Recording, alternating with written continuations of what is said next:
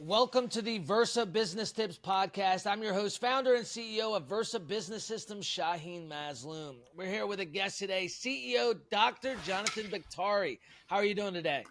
Oh, I'm wonderful. Thanks so much for having me on the show. Big honor. Absolutely, absolutely. Thanks for joining us today. So, for those out there that don't know who you are, tell us a little bit about yourself and what you do. Sure. My name is Jonathan Baktari. I'm the CEO of eNational Testing, U.S. Drug Test Centers, E7 Health.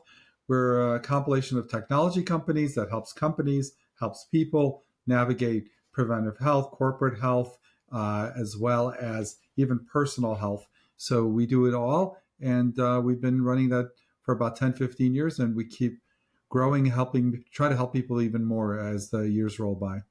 Right, right. Now, for those out there that are maybe new to business, Mhm. how important is health and wellness when it comes to starting and scaling and growing a company? Because people think it's the all about the mighty dollar, but what's the importance of health and wellness within that? Oh, of course. I mean, you're really as good as your ability to stay on top of things and put in the time and effort as well as balance your life. Because if your personal health life is not balanced, it can certainly impact. So, what we see over and over is that perfect attention to all aspects of your life, whether it's your career, your personal life, as well as your personal health. The interplay between those are so huge that sometimes just one of those being out of whack can limit all three growing. Yeah, yeah, absolutely. There's I forget. I think it's called the 3 A's. It's like uh, attitude, action, and attention. And it was like if one thing is out of whack, the Mm-hmm. whole thing goes, right? Like if you're not feeling good, nothing else is going to go Right. Oh, right for that day, sure. right? For It's at sure. the end of the day, it's all about feeling good, and if you feel good, your attitude is right. If your attitude is right, your actions are right. It all ties in together, right? So, Of course.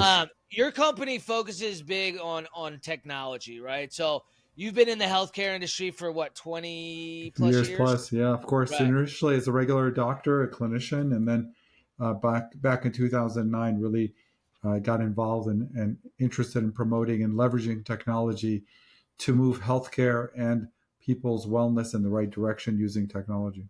Right. Now, how did that switch occur, right? So you were a doctor to start.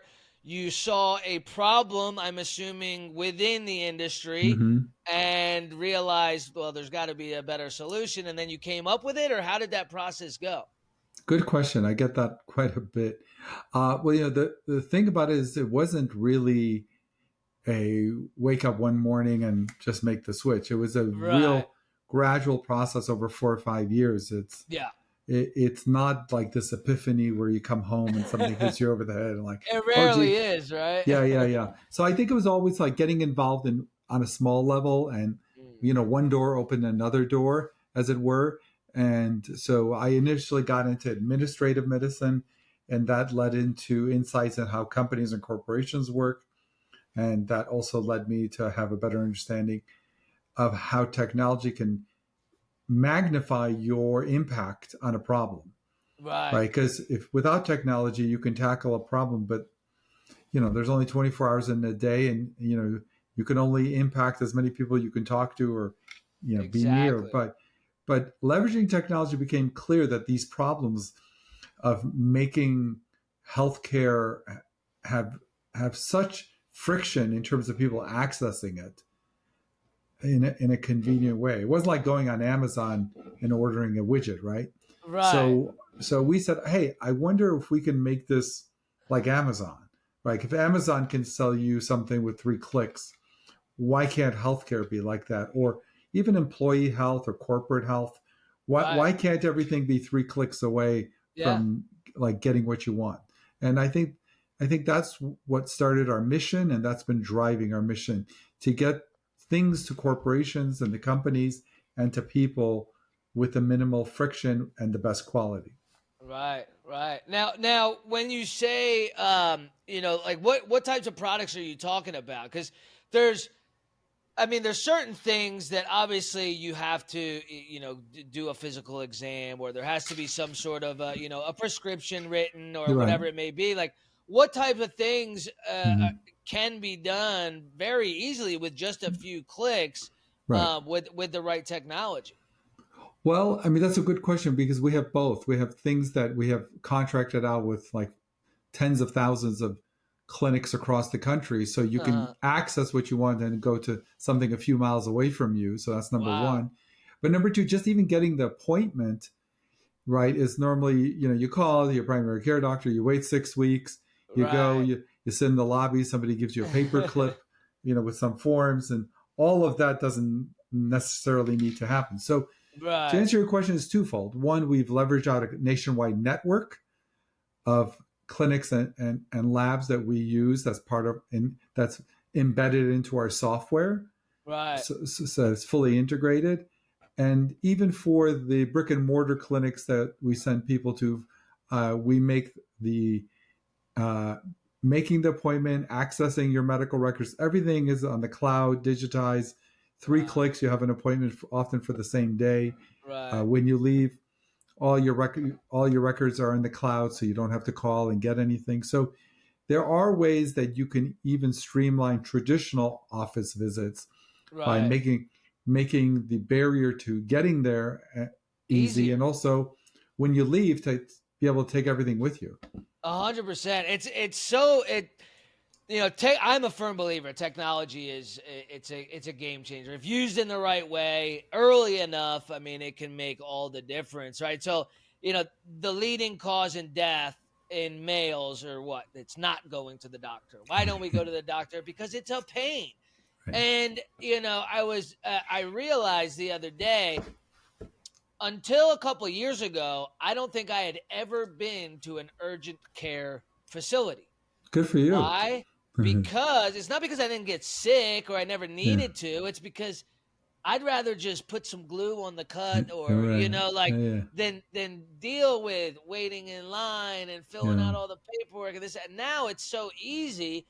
You go right online, you select the time, you fill in your information, autofill because it's already in your phone. It's like Yeah. boom, boom, boom. And by the time you get there, Mhm. you sit in your car for a few minutes and then bing, they're ready Yeah. for you. And you Right. walk in and it just makes everything so much easier. So not only is it good for that business, because now I think I've been to the same urgent care facility 6 times, maybe five times in the last 2 years, whether it be for a headache, or I had a cut and I wasn't sure if it was infected, or like just little things, right? That Right. normally, if it's going to be a pain, you're not going to worry Right. But about. that's what we're But if talking it's about. easy, Yeah, reducing then you'll friction. go do it. Yeah, Reducing yeah. friction. And Yeah. and I can only imagine how much that is increasing sales. Right. I mean, I'm just one person that's been there Hmm. now 5 times because they made it easy for me to go there. Yeah. And I think businesses don't do that enough. They don't make it easy enough for a customer to convert, Yes. Yes. right? And I, and And I think that that's where and technology is really the and that's most for the important. retail customers. We also do that for corporate customers for their employee health management. So Right. yeah, so it's interesting because even corporations need a better solution when they 100%. need employee health services, because that the stuff they have to go to manage that costs them time and money, as well as we want people to get better care. So Yeah. it's win win win. Yeah. 100%. I mean, if you've got an employee that's taking off 3 full days as opposed to maybe 3 hours over Mm-hmm. the course of a year, you're getting much more out of that Right. employee, and they're happier, healthier, etc. Now, you've had these technology companies in the healthcare space now for how long? We really started in 2009 or 10, but I would say Okay. in the last 7 years is when we've really kind of exponentially doubled down and grown the technology Right. portion. Right. And so, what has been some of the issues that you're seeing in the small to medium sized business spaces when you go in and you're giving them that aha moment of, okay, well, here's just some very simple ways that we can help you. You talking about the on helping them leverage technology, Yeah, yeah, on the or technology yeah, side. because we also have coaching advice for them, not as a business coach, but as someone who mentors people on leadership skills. But Yeah, more importantly, I think a lot of people are used to doing it a certain way. We meet a lot of clients that are yeah, used to doing things on Excel spreadsheets uh, and what have you. And I think there is often with certain people a general inertia from changing their systems because that's just the way they've always done it, right. If it ain't right? broke, don't fix it. Yeah, Yeah, but I think they don't understand the cost that it takes their employees time, effort, and lack of right. quality, because often if you're Yeah, doing things manually, you're more things prone get to have. missed. So in terms of efficiency, improving their bottom line, helping their customers have a better experience. Now, some people get it, and we have no blowback. And I can't tell you how many times we've introduced this to a company, and their jaws are on the floor, and they're like, "When do we start? Perfect. This is Right. exactly what we need." Uh, and then occasionally we'll get a company that says, I don't know, my staff's used to doing it this way. Let's think about it. We don't want to shake Right. things up too much. So, but that goes to leadership because Yeah. Well, the mindset lead. as well, right? Well, but the leaders are the ones that build that culture, that build that mindset, right? So Right. if you're in an organization where, and I talk about this in my So Crash true. CEO school, where the leaders build the culture and the people that stick around and remain buy into that culture. So if Exactly. the leadership group has a, you know, let's always be pushing the envelope, let's leverage technology to improve Right. quality, improve our bottom Let's line, shake reach. things up. Let's try Yeah, new yeah, things. Let's yeah. yeah. Yeah. So Of course, they have to vet those things out, but for the right thing, they should want to move forward. So right. I think the leadership and the skill sets that the leaders have impact whether organizations like that are early adopters or not. Right. Yeah, absolutely. That's very true. I mean, we've been like that since day one, and I didn't realize it until you said that. It really does. If you're somebody that's, hey, let's just stick to the basics. Let's not rock the boat too much. Let's just follow what works and not change things too often.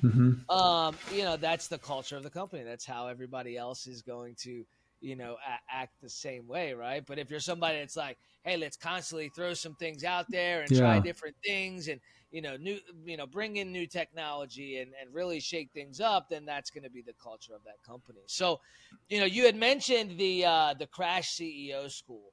So, with being a CEO and running a company and being a leader, what are some of the main principles that a CEO needs to have in order to be successful and be a true leader and not so Right. much a boss?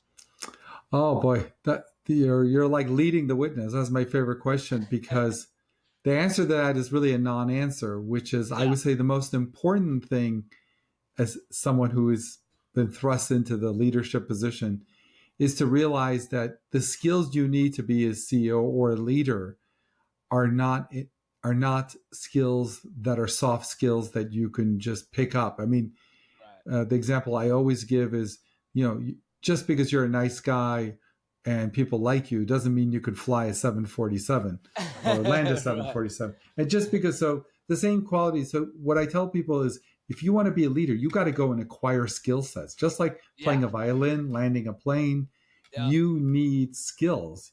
And I think a lot of people become the CEO because of, it was their idea or they put up the money, what they opened the office. Just because you did that doesn't mean you have the skill sets to take the company to where it needs to go. So I say the first thing any leader needs to know is, have I been properly trained?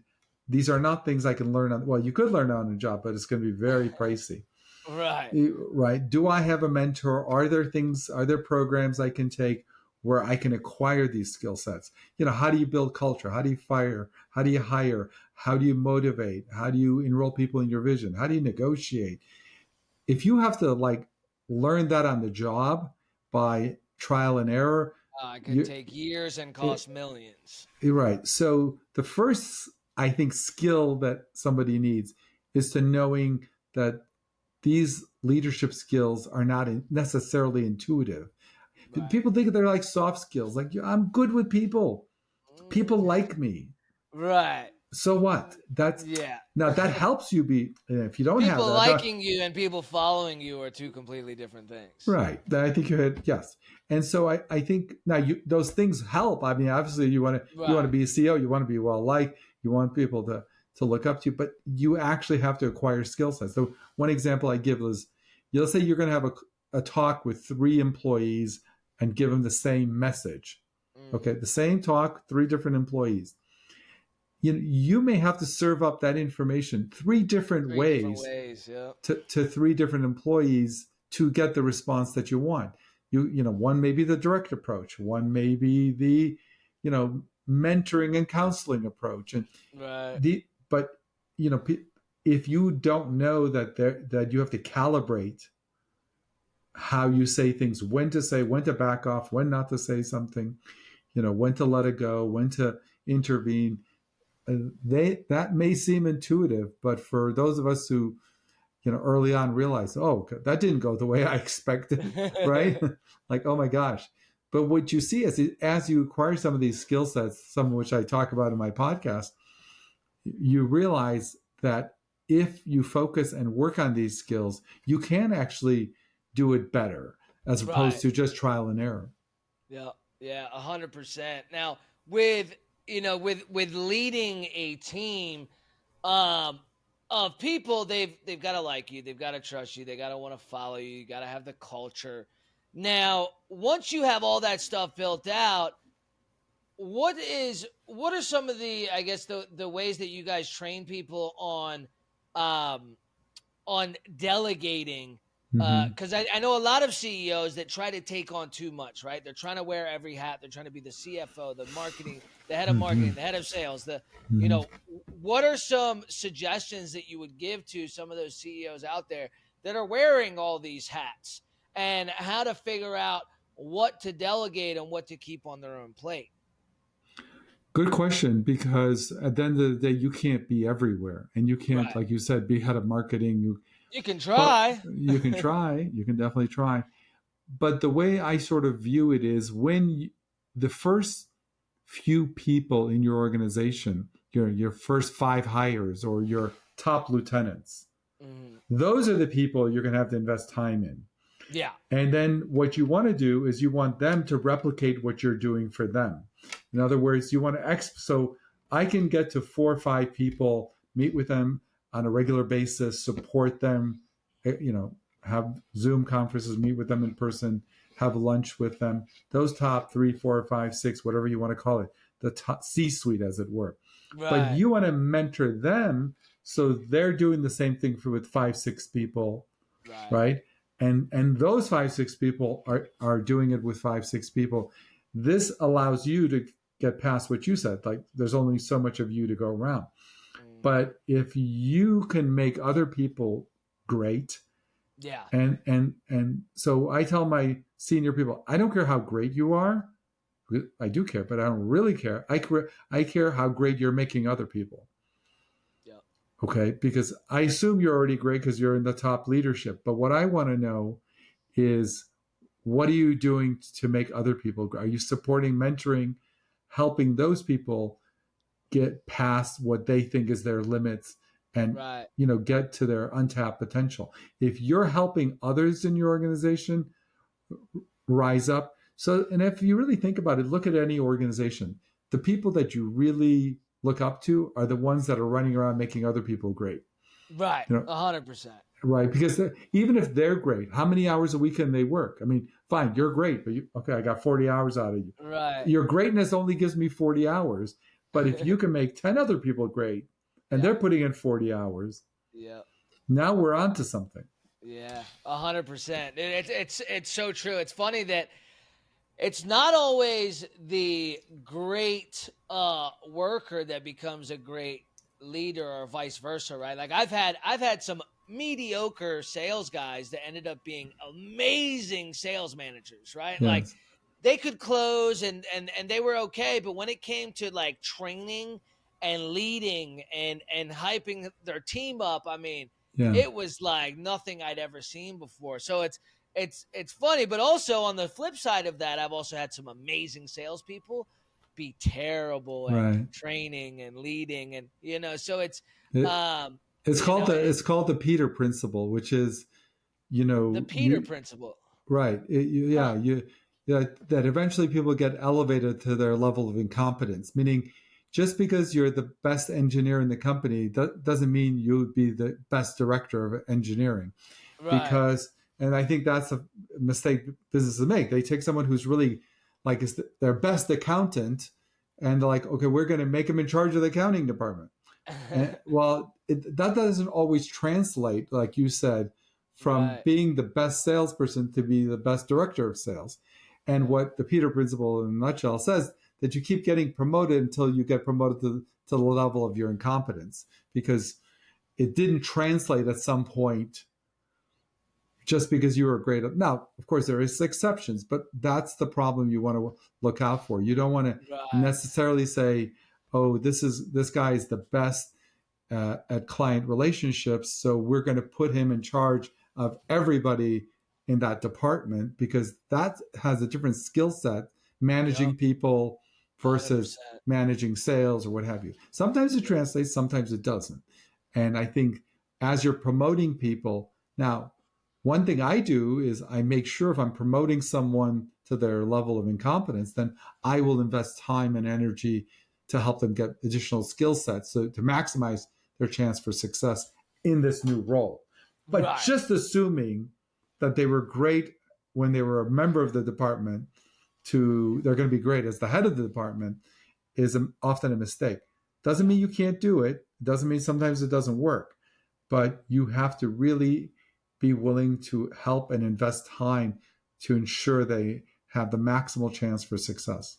Absolutely. I mean, and the training and the coaching is super important as well, right? Like, you know, I I'm a firm believer in never hiring for a leadership position from outside of the company, right? Like, I would never hire a CFO or head of marketing or head of sales or whatever that wasn't once on the ground floor, Right. right?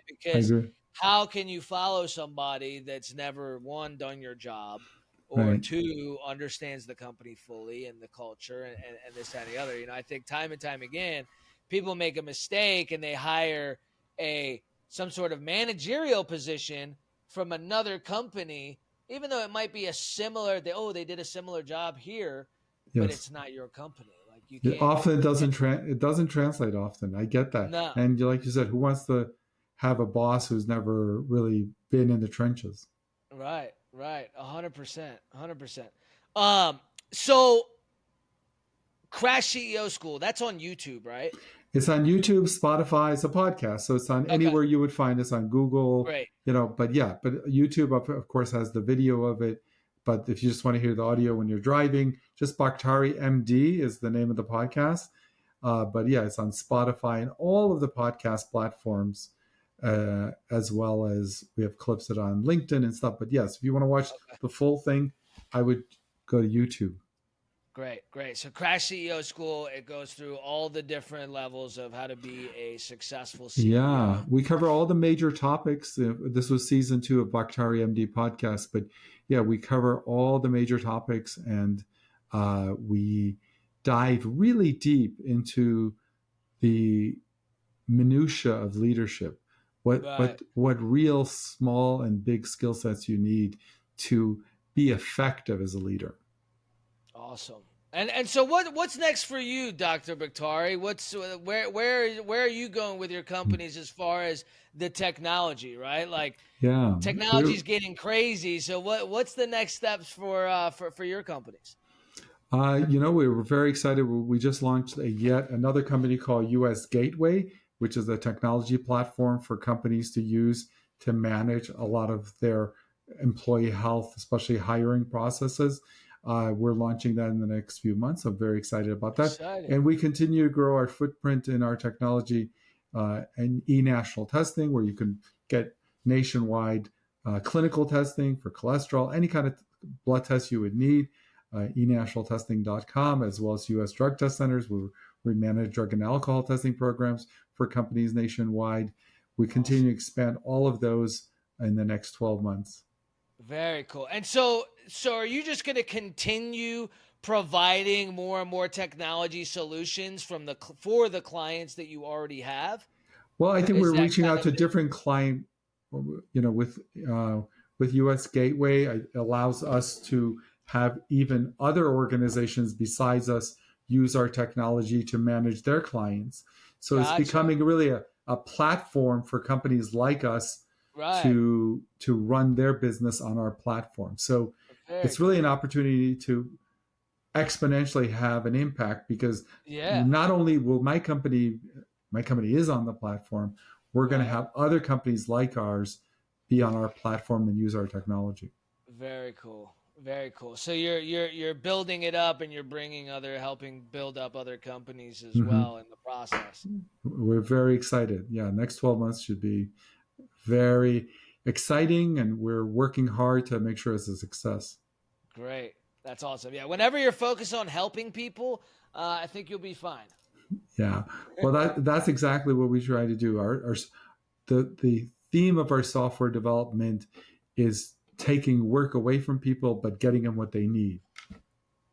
I like that. Taking work away from people, but still getting them what they need.